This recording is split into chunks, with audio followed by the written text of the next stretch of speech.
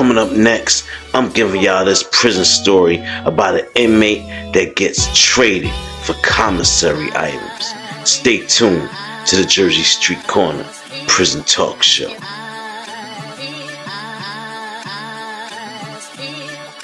It's JS Corner from the prison story massacres. I be telling stories about the pushers and the traffickers, trying to keep the YNs away from the bandits. Don't eat the honey bun, don't drink the coke, don't become another victim. Oh man, stop! Oh, stop! Oh man, stop! What you mean you own me? Oh, stop it! Stop hitting me! Stop putting your hands on me, man! What up? Oh, stop!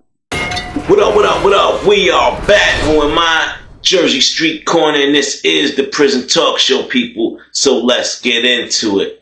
Alright, now, let's get into it, people. You saw the thumbnail? Yeah. The hood mechanic had bad charges. He was a straight demon. Now, before we get into that story, and don't worry, this relates to the story. In life, people, it's always going to be a favor for a favor. You never know when being kind and nice to somebody could go a long way and repay itself 5, 10, even 20 years in the future. The same person that you help out the grocery store with their groceries, they might end up becoming rich and bump into you on the street one day when you're not doing so good, and look down at you and say, I remember you. I'm going to help you out. Now, I know that sounds far-fetched, but y'all get the gist of it. So, people, when you're out here running your businesses, your companies, don't think like these Fortune 500 companies that just see you as another dollar, not a real person. Deal with people with respect and dignity, and a little bit of kindness mixed in that, and it'll go a lot further. Trust me.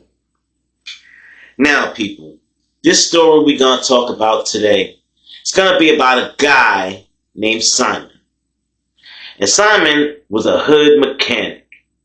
You know, the one you call, one of your boys, or the guy that you call us in the neighborhood that'll come and check your car out for you, and sometimes he gets it right, sometimes he doesn't. But either way, he always wants to get paid. Y'all remember that guy, right? Well, Simon was that guy. And somewhere along the lines of Simon tricking people out of their money, doing fake jobs, he ended up doing a job for somebody that he really had no idea what he was doing. Now, as far as I know, Simon had never done a suspension job in his life. Well, somewhere along the line, he did a suspension job. He ended up messing with the brakes of a young lady's car that paid him to fix it. Well, him being the last person that worked on that car, she drove right on out of his little makeshift garage, right onto the highway, and accelerated that vehicle upwards of 70, 80 miles an hour, only to find out she could not stop, y'all. That young lady did not make it, and another passenger of another vehicle did not make it. Him being at fault, he got charged with both of them. And now, the hood mechanic sits in prison with me and a whole bunch of monsters. Oh, let's get into it. Now, it's another Wednesday. I'm playing the gate with the homies. As usual, we looking to see if there's any beef we gotta worry about coming up in here or anything. And my homie Big Kareem tapped me. He was like, yo, I know that dude. I know that's Simon. That's the hood mechanic dude. Yeah, that's the dude I was telling y'all about before, man. Ripped me off real bad, man. Yeah, I know that's him. Hey, Simon! And dude snapped his head around real quick. He was like, oh, I guess he do know him. Hey, what up, bro? What up? Dude gave him the head nod or whatever. So I guess he figured they was good or whatever. So then, as we turn around, we're walking away from the gate, we see who's coming in or whatever, wait for them to put people in pods, such and such. Big Kareem, he telling me, he's like, yo, that dude, whoo, I know he got some time. I know, yo, you heard, I know exactly what he is. I know exactly what he did too. And we're like, what'd he do? He's like, yo, that dude got Chomo charges, yo, for real. And he got a M. He got 2 M's, 2 bodies, man. And like, what? Chomo charges and bodies? He's like, yo, chill, sit back. I'm going to explain the whole thing to you real quick. So now he got all of us, the whole gang around, kick back. I'm like, all right, what it is. He said, this dude, remember I told y'all that he worked on a female's car? Well, supposedly he did that on purpose. That was his girlfriend's car. And that was his own girlfriend. And his ulterior motive was to get her daughter. Yes, y'all. Get her young daughter all to himself. And supposedly, the cops found evidence on his phone and his computer of him planning this obscene gesture with the daughter. He was going to pick her up and fly somewhere. So, yeah, they got him, rightfully so. They bagged his stupid ass. And now, he's in here. And he thinks he has a friend. He thinks Big Kareem's his friend. Oh, nah. Big Kareem is definitely not his friend. But anyway, y'all, this is how Big K explained it to us, how he ripped him off. He said he brought his truck in there. He had an old truck back then when he was on the streets. And he brought the truck in to get it checked out. Now, there's a sign right there in the front, dude, that said $150 an hour labor. Okay. Now, let's say, for shits and giggles, you look at the truck, you look at the engine and all that, and it takes you about an hour to get inside and see that, oh, I can't fix this. Why would you tinker around with that vehicle for another 3 hours just to get 4 hours labor and give somebody a report of nonsense that it don't matter? The engine's shot. They're not going to fix none of the rest of the shit. So you giving a report that you need brakes, you need tires, you need lights, you need this. But I wouldn't get none of that done unless you plan on fixing the engine. If you want to do that, I can refer you to a place. That's what he said, dude told him. So he presented Big K with a bill for like $600. And he's like, hey, what's this, man? All you did was change a headlight and put some air in my tires, man. You charging me $600, man? Can I get a break? Come on, man. Can I get a break? I gotta get a new truck. You said the truck gonna die on me, man. Can I get a break? And dude, like, nah, man, this is my business, man. This is how I feed my kids, man. I gotta do this, man. This is how I eat. You see the sign that say $150 an hour. You're like, but why'd you keep going and looking at it after you saw you couldn't fix it, man? That's some bullshit, man. That's some bullshit. All right, bro. I say that.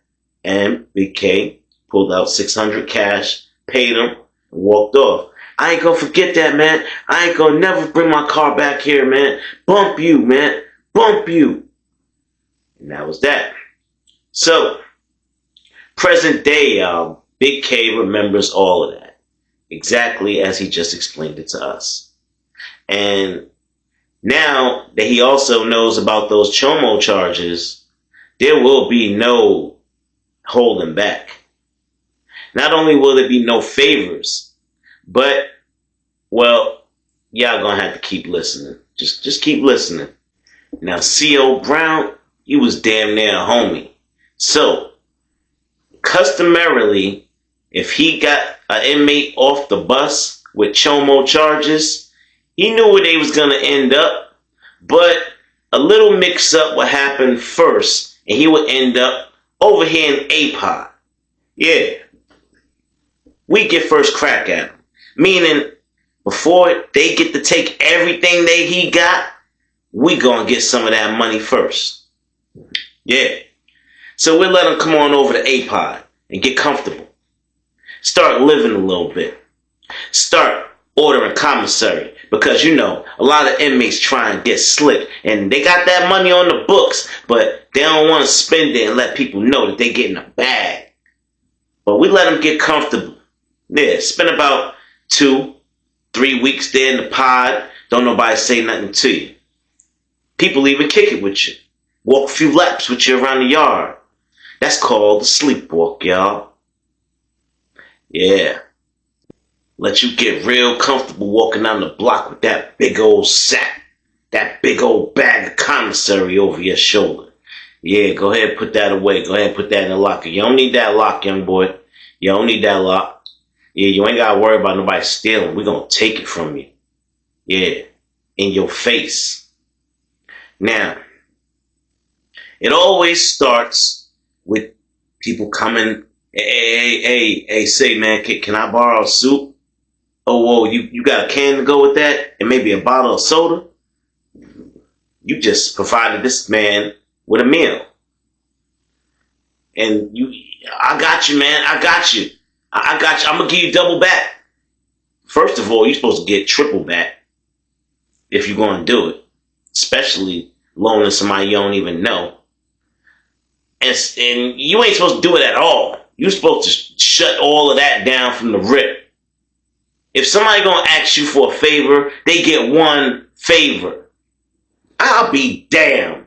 Somebody come ask me for a soup, a can, and a bottle of soda. Man, I'll smack the shit out of you. Push that blade. Fuck. Anyway. Nah, I'm sorry, y'all. I just remembered one of these jokers in there. Anyway, let's get back to the story. Because I don't want to go back. I don't want to go back, y'all. Y'all trying to make me go back, reliving this bullshit in my head. Anyway. Alright, y'all. It's Monday morning. Commissary line about long as the whole tier. Everybody lined up. Seemed like everybody wanted a bag this week. And we made sure to manipulate the line to make sure Simon was toward the back. On purpose, so we could keep an eye on him as soon as he get his bag. Everybody be done doing their thing about it, and we could keep an eye on him. Now, believe it or not, Simon got so comfortable in this damn pod, he ended up getting the biggest bag this week. Yeah, I mean, and the bag's damn near see-through. It's like a net. You could see everything poking out of it. Cookies and cakes, soups and cans, sodas, fruit drinks, everything you could, coffee, god damn! And we wanted it. We wanted that bag. So, y'all, it was no way in hell you was walking around the pod with Chomo charges with a bag that big. Oh, nah. This would be the jackpot we've been waiting for. So, everybody head on up to his cell. And he's down there on the floor, neatly putting all his stuff in his locker under the bunk. And Big Kareem woke up in there first. Dee Dee, CJ, Killer. Yo. The look on his face, priceless. Hey, man, what's going on, man? What's up, man? What's up? What y'all need, man? I ain't fixing no radios tonight, man. I'm a little tired. Oh, we don't want no radios fixed. We want some of that commissary you pushing under the bed over there. You're like, oh, what you mean? Y'all need a soup or something? Y'all making a hookup? Ha. And you look at him like, oh, we ain't playing. We want all the soups. We want all the cans. We want everything you got. And he like, whoa, man. What I do to y'all, man? What? Hey, I remember you, man. Big K, Kareem. It's me, Simon, the mechanic. And K like, oh, I remember you. I know exactly who you are. And Simon like, can I get a pass? Can I get a pass? And Big K just laughed at him like, you remember my truck? You remember I asked you for a pass on my truck? And you said you had to feed your family? Well, right now, I'm feeding my family, the gang, my family. I'm feeding my family, bruh. So no hard feelings, but you're gonna have to come up off that. Snatch that whole bag. Yeah. And as long as you're on this pod, I want half of your bag every week. Or else. You're like, oh, come on, man. Hey, we all know what you are. We know what you are and what you did. You're like, well, what you mean, man? What you mean? And right then, Big K got mad as hell that he keeps saying what you mean and this and that, like acting like he don't know what the hell he did. Big K smacked the holy dog piss out of him twice, forward and back. Pow pow! That shit looked like a pimp slap if I ever seen one. And he straightened up then. I'm sorry. I won't do it again. You ain't never going home. You're like, stop. And he just roughing him up, telling him, he's like, yo, next week, half of your bag. And don't order short. 100 every week. I need 50. Or else you don't eat.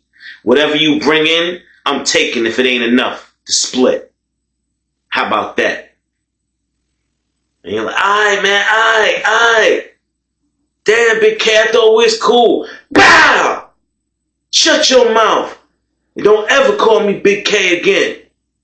Call me Mr. K. Like, alright, Mr. K, alright, dang. He done knocked a couple of his chiclets out. It's leaking all over the cell and stuff. So, yeah. He got him a little prison justice right there. And that just goes back to what I said at the beginning, y'all. Sometimes a little kindness goes further than you ever imagined. Who would have ever thought the mechanic would end up in prison and need a favor from a prisoner that you just happen to treat very, very bad? So, I don't know, y'all. I'm still trying to figure out if this was prison justice or just get back. Get in the comment box. Tell me what y'all think, y'all. Tell me what y'all think this was about. Oh, but there's more, y'all. There's more. Please do keep listening. Now, I was right there when Big K told Simon, do not order short or I'm going to take everything you got if it ain't enough to split. I was right there. I heard it. And I kind of thought in the back of my head, this is going to go all the way left real quick. Because most inmates broke from the rip. They ain't got $100 a week. They ain't got $100 a month. Big K talking about he need 50 a week, which is crazy. So I already knew what was going to happen. Here we go. It's Monday. Commissary line, long again. And Simon is in that line. Simon gets his bag, and it's looking awfully skimpy. Big K like, alright. And he go on down to the cell. He like, hey, bro, what's up with that bag? It's looking real small. That don't look like $100 worth of commissary. And he like, oh man, look, I don't got it, man. Ain't nobody send me no money this month yet, man. Come on, stall me out, man. Stall me out. And he like, listen, man, I told you. Either you bring me that money or you know what's going to happen. You're like, come on, man. Don't hit me, man. Please, Mr. K, do not hit me again, please. I just got my teeth fixed. You're like, well, you better get that money. You better get that money. You got till tomorrow. You better call somebody. Get in that phone and shake your ass. And that normally means make a move in prison, bust your ass. You know, shake your ass, bust your ass. That means bust a move in prison. But y'all don't want to hear about that. So, he try his best, y'all. He get on that phone. Ain't nobody answering the phone for Simon. Don't nobody mess with Simon on the real world in the streets. Nah. Simon, he pretty much left for gone. And unfortunately, Big K already knew that. So he had already orchestrated another kind of deal. He was gonna sell Simon. Yeah, y'all heard me right. He sold Simon into slavery. Now, that sounds weird in prison, don't it? Sold into slavery. Well, let me tell you how it happens, people.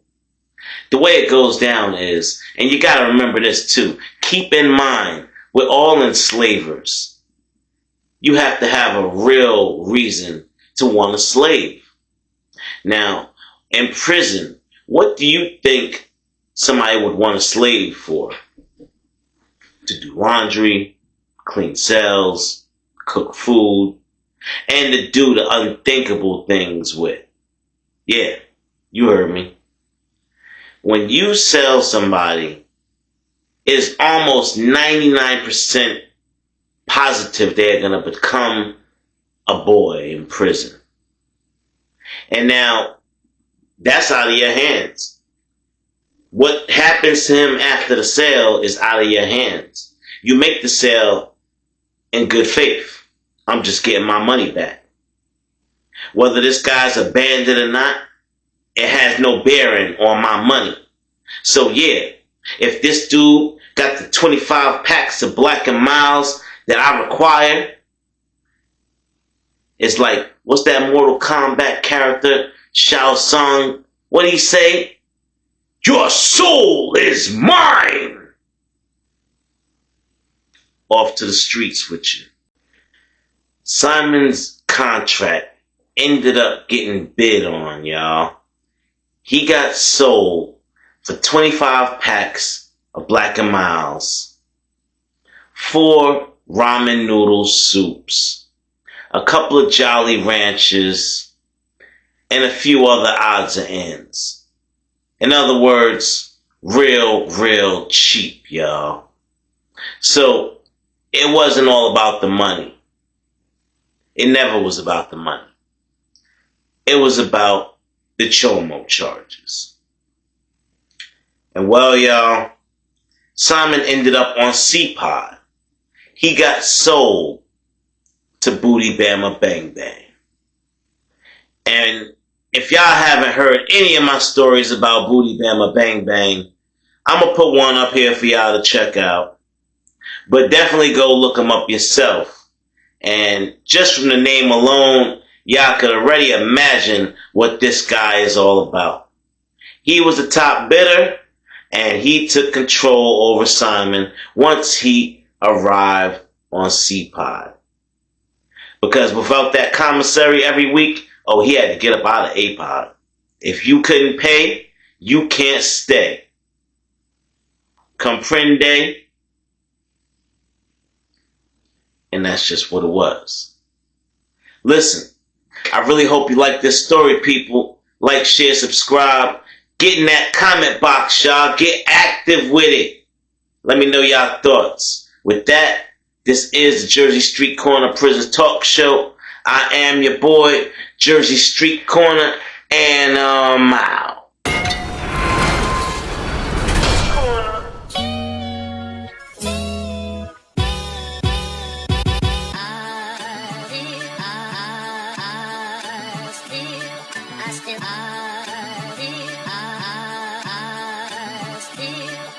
It's JS Corner from the prison story massacres. I be telling stories about the pushers and the traffickers, trying to keep the YNs away from the bandits. Don't eat the honey bun, don't drink the coke, don't become another victim or the butt of a joke. Don't close both eyes when you sleep or get choked. When you go to the mess hall, sit with your team, cause if you sit with some punk boy, you can get seen, then you can get dealt with. Prison justice like you never felt it. I be taking y'all back to stories of the helpless. That lava I spit, get your boys' stories melted. I spit about prison justice cause I dealt it. And you a real hater if you can't respect it. All that bullshit, yeah, I'm here to check that. Any confrontation, I'ma show up. Bet that. You a real hater, I'm here to address that. When it comes to storytelling, I'm the best at. You a real hater, I'm here to address that. When it comes to storytelling, I'm the best at.